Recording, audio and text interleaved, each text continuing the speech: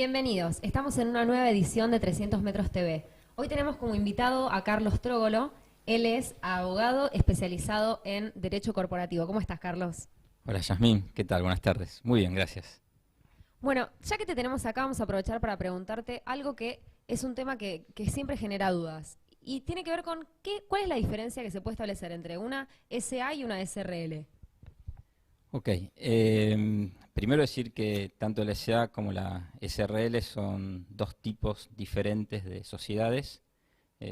Existen diferentes tipos societarios, uno de ellos es SA y SRL. Si bien tienen diferencias, también tienen similitudes. La mayor similitud, la más trascendente, es que los socios en la SRL y los accionistas en las SA limitan su responsabilidad al capital que suscribieron e integraron. Es decir, volvamos un paso atrás. Vos y yo somos personas físicas, pero así como existen personas físicas, existen personas jurídicas. Las sociedades son personas jurídicas, es decir, son personas que pueden adquirir derechos y contraer obligaciones, ¿sí? Entonces, la importancia mayor de constituir una sociedad cuando uno va a emprender un negocio o realizar una empresa es asignar un patrimonio a un ente distinto, a una persona distinta a uno, para separarlos tanto. Es decir, mi patrimonio es distinto al patrimonio que le asigno a la sociedad. La SA y la SRL, la característica común que tienen es que esos socios barra accionistas, sea SRL o SA, limitan su responsabilidad al patrimonio, al capital que le imputaron esa sociedad, ¿sí? Funcionan de una manera similar y tienen terminología distinta.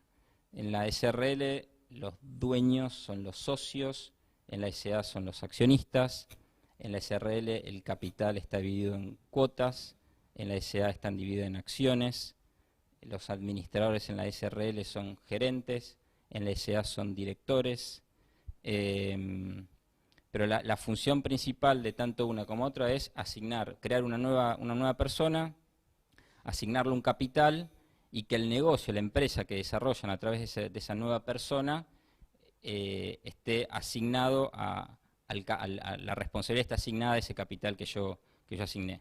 En la Constitución se suele decir que, y es cierto, la SA es un poco más onerosa que constituir una SRL, porque las SA se constituyen por ley, tiene que ser así, por un instrumento público, es decir, hay obligación que participe un escribano público y que esa constitución se plasme en un instrumento público, con lo cual tiene unos costos adicionales que la SRL no tienen.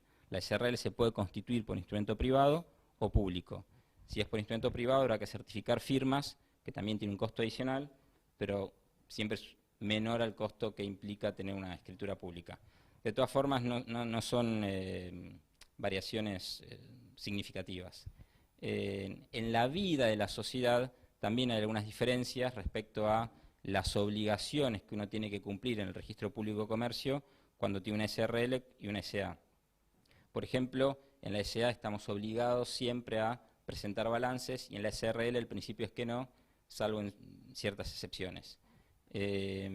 Además, por ejemplo, en la Ciudad de Buenos Aires, en la Inspección General de Justicia, una SA tiene que pagar una tasa anual y en la SRL no. Sin embargo, en cada trámite que hay que hacer hay que pagar una tasa adicional. Pero siempre, si bien las diferencias no son sustanciales, la SA es un poquito más onerosa que la SRL.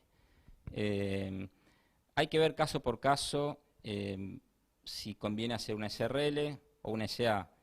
Si el objetivo del emprendimiento es buscar inversores, posiblemente me sirva más, o se adecue más al formato de una SA que una SRL, porque es más simple el proceso para transmitir las acciones que una SRL.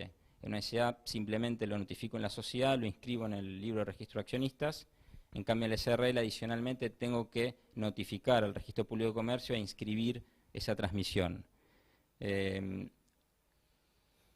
Si el día de mañana mi emprendimiento va a cotizar en una bolsa, voy a necesitar una SA y no una SRL. Es decir, para cada caso puntual hay que estudiar si es más conveniente una SRL o una SA. La SA no tiene límite de cantidad de accionistas, una SRL no puede tener más de 50 accionistas. Hubo un cambio normativo el año pasado que habilita que existan sociedades anónimas unipersonales, es decir, que tengan un solo accionista.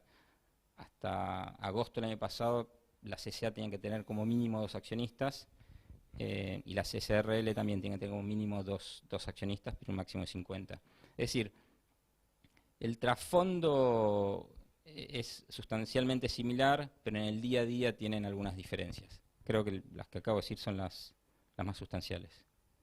Buenísimo. Y orientado al mundo de la seguridad, para ir introduciéndonos en eso, ¿qué factores pueden tener en cuenta las empresas de seguridad a la hora de definir un objeto social? Buena pregunta. El objeto social, por definición, nos lo dice la ley de sociedades, tiene que ser preciso y determinado. Es decir, cuando uno constituye una sociedad, tiene que describir ciertos elementos. El nombre, o sea, cómo se va a llamar, la duración, cómo va a estar compuestos sus órganos de administración, y uno de esos elementos también es el objeto. En el objeto determinamos cuál va a ser la actividad que va a desarrollar la sociedad. En el caso de las empresas de seguridad privada, hay ciertas jurisdicciones, como por ejemplo la provincia de Buenos Aires, que requiere que ese objeto sea único, ¿sí? Y la propia ley te dice cuáles son las variantes del objeto que pueden existir.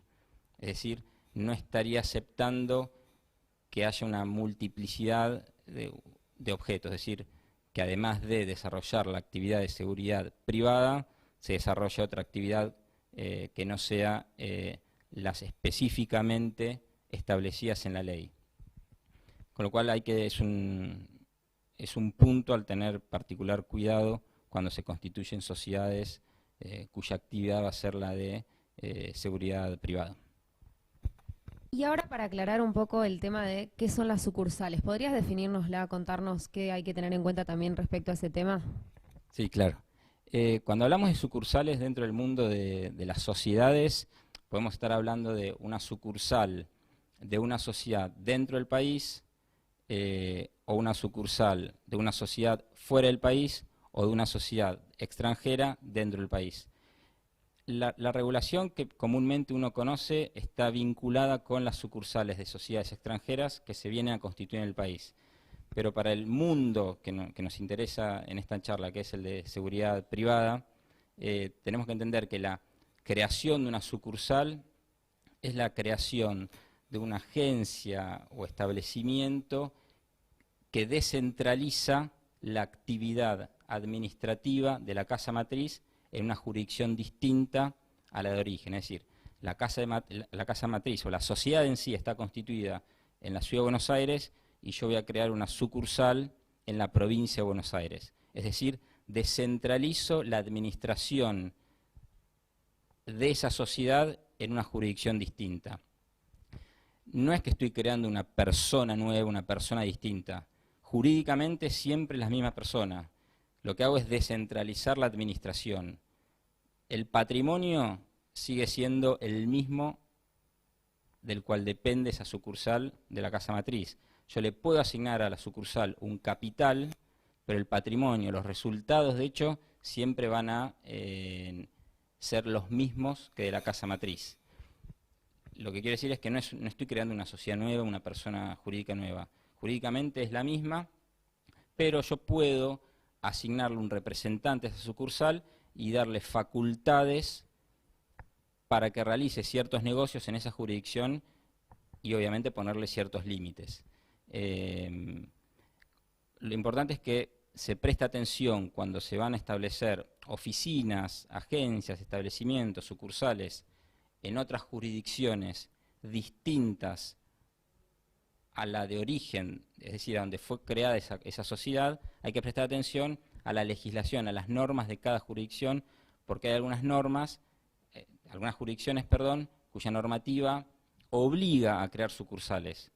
O si no obliga a crear una sucursal, obliga a constituir un domicilio legal, es decir, esa jurisdicción quiere saber dónde ubica al responsable de esa sucursal o sociedad en esa jurisdicción determinada. Quiere tener un domicilio para poder dirigirse a él, notificarlo.